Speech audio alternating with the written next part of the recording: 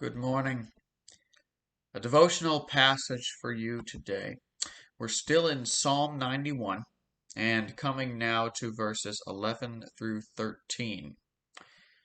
For he will command his angels concerning you to guard you in all your ways. On their hands they will bear you up, lest you strike your foot against a stone.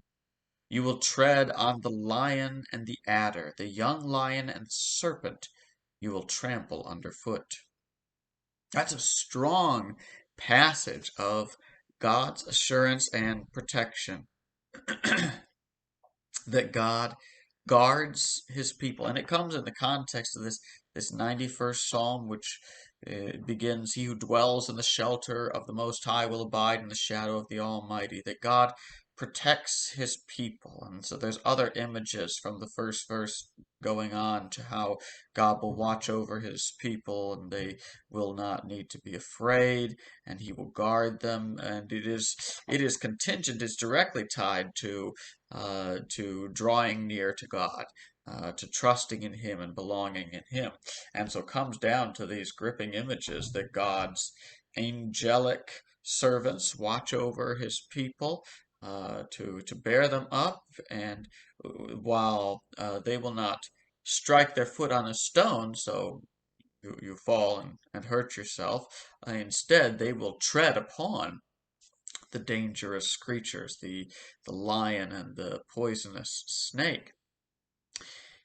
And when we read this passage, our immediate thought may be, well, does that mean, that people can take God for granted and go out and do what they want? We hear about some traditions uh, where pastors may handle snakes in the context of worship, and sometimes they get bit. So what does that have to say? Well, the really wonderful extra providence in this passage is that Jesus himself clarified that we couldn't abuse this passage, that we shouldn't abuse it. When he was being tempted by the devil used this passage of scripture and said, "Hey, throw yourself off and fall, and God's going to protect you because it says in Psalm 91 this." And Jesus' response, do you know it? He said, it says, do not put the Lord your God to the test.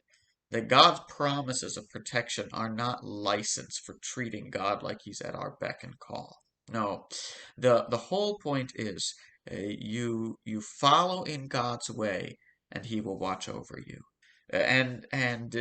Sometimes that does mean God allows things to happen. At other times, God's supernatural protection is displayed in profound ways. But in either case, you follow God, you're going to be okay. Whatever He allows, He will work out for your good. Whatever you have to go through, He will, in the end, take you safely home. And God can protect his people from all sorts of dangers. So in a dangerous world, a scary world, our concern needs to be following the path that God lays out and trusting him to watch over us. May God guide you and strengthen you today.